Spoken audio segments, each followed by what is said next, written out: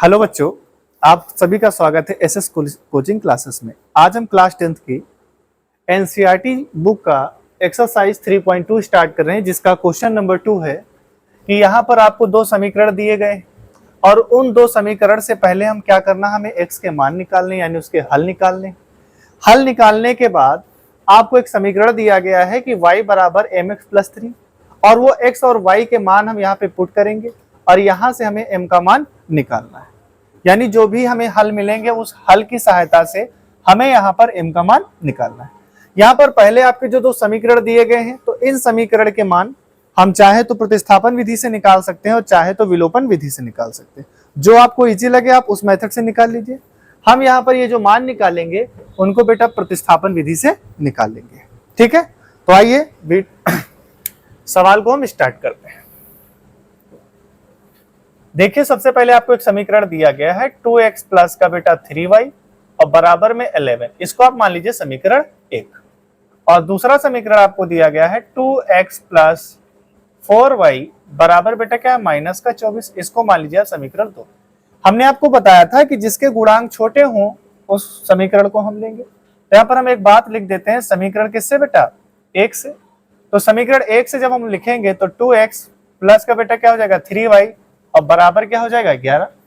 यहां से इस मान को हम इधर भेज देंगे तो हमारे पास बेटा क्या आ जाएगा 2x बराबर 11 माइनस का बेटा क्या हो जाएगा 3y। तो हमें x का मान निकालना है, तो बेटा 11 माइनस का 3y और अपॉन में बेटा क्या हो जाएगा 2। इसको हमने मान लिया समीकरण 3। समीकरण 3 मानने के बाद अब हम बेटा यहां पर क्या करेंगे, x का मान समीकरण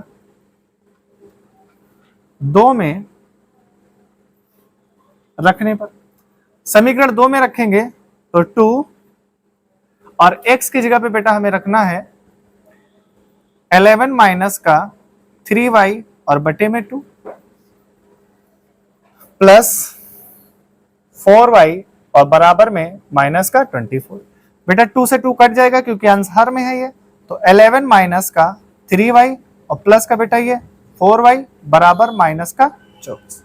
यहां पर आप देखिए ये माइनस का 11 और ये बेटा आपस में घट जाएगा तो हमारे पास प्लस का 1y बचेगा और बराबर में बेटा माइनस का 24। यहाँ पे देखिए इसका मान प्लस में और ये माइनस में, तो प्लस माइनस माइनस होता घटाना पड़ेगा, 4 से 3 जाएगा 1 बचेगा और बड़ी संख्या ये, इसलिए वैल्यू क्या होगी प्लस में आएगी। यहां से बेटा हम इसको ट्रांसफर करेंगे, 11 को इधर ट्रांसफर कर देंगे तो 1y बराबर बेटा क्या हो जाएगा माइनस का 24 और ये बेटा क्या हो जाएगा माइनस का 11। तो यहां पे देखिए y बराबर जो हमें वैल्यू प्राप्त होगी वो बेटा प्राप्त होगी माइनस का 35। तो y का मान हमें प्राप्त हो गया।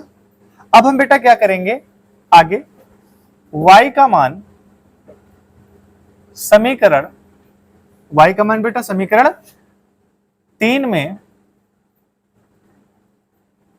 रखने पर, किस में रखना है समीकरण 3 में रखने पर। समीकरण 3 आपके सामने है ये, तो x बराबर 11 माइनस का बेटा क्या है 3 और y की जगह पे बेटा है माइनस का 35 और अपॉन में बेटा कितना है 2, तो 11 माइनस यहां पर बेटा आपका हो जाएगा 35 3 70 105। ये आपका माइनस का 105 हो जाएगा, ये माइनस माइनस प्लस कर लीजिए आप और ये 105 और अपॉन में बेटा कितना है 2। 105 में आप 11 जोड़ेंगे तो आपका ये हो जाएगा 116 और बटे में कितना है 2। तो x बराबर बेटा जो वैल्यू आपकी आ जाएगी वो 2 पंची 10, 1 बचा 2 अट्ठे 16। x का मान कितना है बेटा 58 आ गया। आपका x का मान क्या है बेटा 58 आ गया। हेलो बच्चों, आप सभी का स्वागत है एसएस कोचिंग क्लासेस में। आज हम क्लास 10th एनसीईआरटी बुक की एक्सरसाइज 3.2 की शुरुआत कर चुके हैं।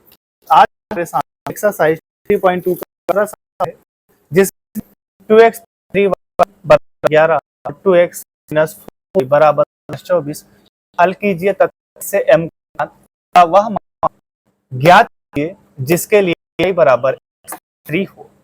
कहने का मतलब है कि सब पहले इन दो समीकरणों को हमें हल करने के बाद एक्स वाई के जो मान निकलेंगे उन मान को हमें इस समीकरण में और यहां से का मान ज्ञात करना है। तो सबसे पहले हमने क्या किया है, इस समीकरण को यहाँ पे लिख लिया, इसको समीकरण 1 मान लिया और इस समीकरण को यहाँ लिखा है, समीकरण इसको 2 मान लिया। अब इन दोनों समीकरण को हम दो तरीके से सॉल्व कर सकते हैं, एक तो प्रतिस्थापन विधि से हल कर सकते हैं, दूसरा बेटा विलोपन विधि से हल कर सकते हैं। तो यहाँ पर हम इसको प्रतिस्थापन विधि से हल करेंगे, ठीक है। अब यहाँ पर देखिए, सबसे पहले हम यहाँ पर क्या लिखेंगे, समीकरण 1 से। तो समीकरण 1 बेटा हमारे पास ये है 2x प्लस का 3y और बराबर का बेटा 11। तो ये हो जाएगा 2x बराबर 11। ये चीज बेटा हमें क्योंकि x का वैल्यू निकालना है तो इसको हम इधर ट्रांसफर कर देंगे तो माइनस का 3y हो जाएगा। तो x बराबर बेटा 11 माइनस 3y और अपॉन में बेटा कितना हो जाएगा 2। इसको मान लेते हैं हम समीकरण 3। अब यहां पर हम क्या करेंगे, x का मान समीकरण 2 में रखने पर, अब समीकरण 2 क्या है, समीकरण 2 है और x की जगह पे बेटा क्या रखना है, 11 माइनस का 3y और बाई 2 माइनस 4y और बराबर में बेटा माइनस का 24। यहां से 2 कैंसिल आउट हो जाएगा तो 11 माइनस 3y माइनस का 4y और बराबर माइनस का 24।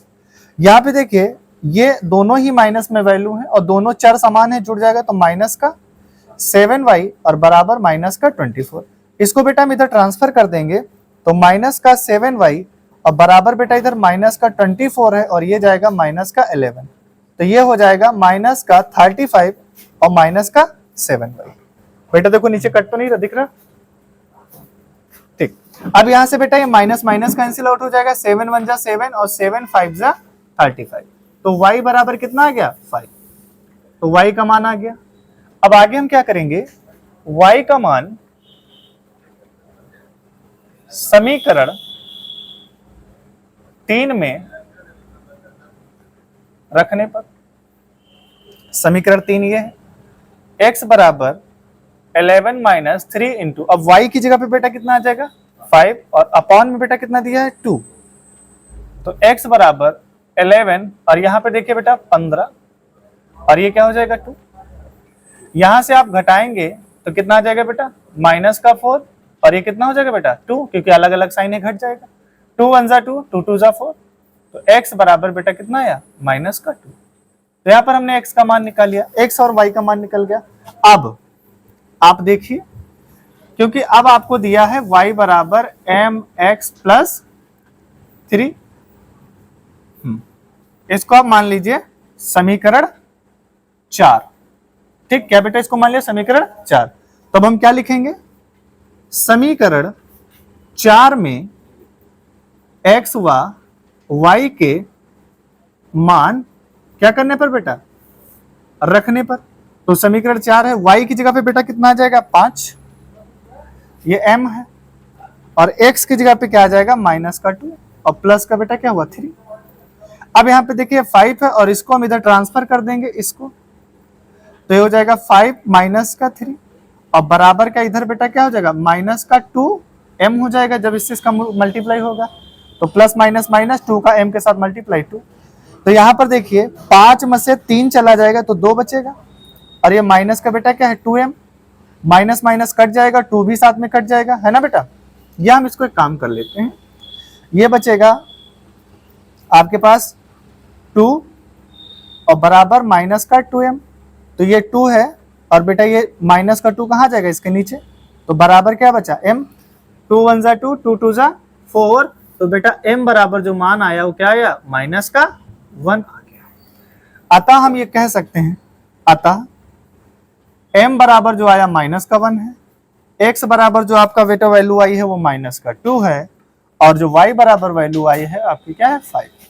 तो इस तरीके से हम इस सवाल को सॉल्व कर लेते हैं, ठीक है बेटा।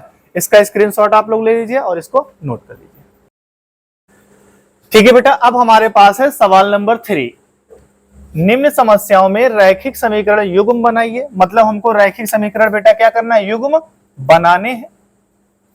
क्या बनाने हैं, रैखिक समीकरण युग्म बनाने हैं। और उसको हमें प्रतिस्थापन विधि से, उनके हल प्रतिस्थापन विधि द्वारा हमें क्या करना है, हल करना है।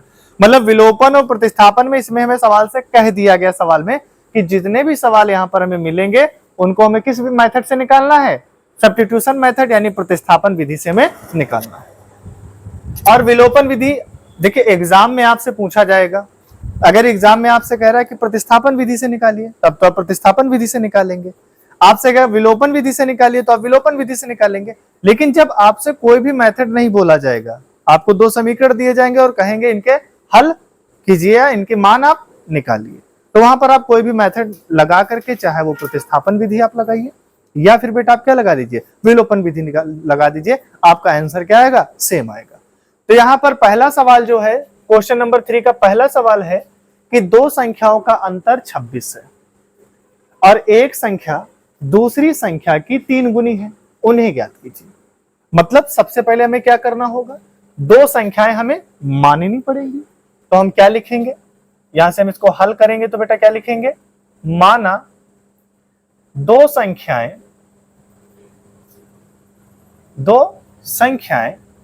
x व y है। तो वो दो संख्याएं कौन कौन सी x और y हैं। हम ये मान के चल रहे हैं कि जो x है वो ग्रेटर देन है क्या y, मतलब x जो दो संख्या हमने मानी है उनमें x बड़ी है और बेटा क्या है y छोटी है। कौन बड़ा है, x बड़ा है और y छोटा है।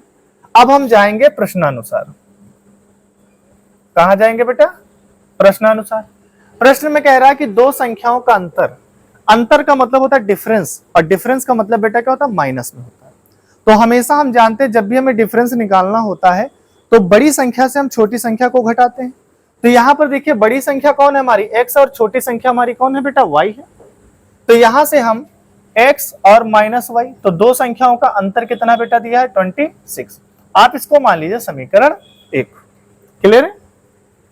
पुनः दोबारा देखिए, पुनः जब हम जाएंगे तो क्या कह रहा है कि एक संख्या दूसरी संख्या की 3 गुनी है।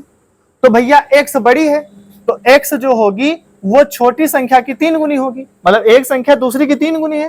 तो भैया बड़ी वाली जो संख्या है वो छोटी संख्या क्या होगी, 3 गुनी होगी। और छोटी संख्या कौन है बेटा, y है। तो बेटा ये y का क्या हो जाएगी, 3 गुनी, और इसको मान लो समीकरण 2।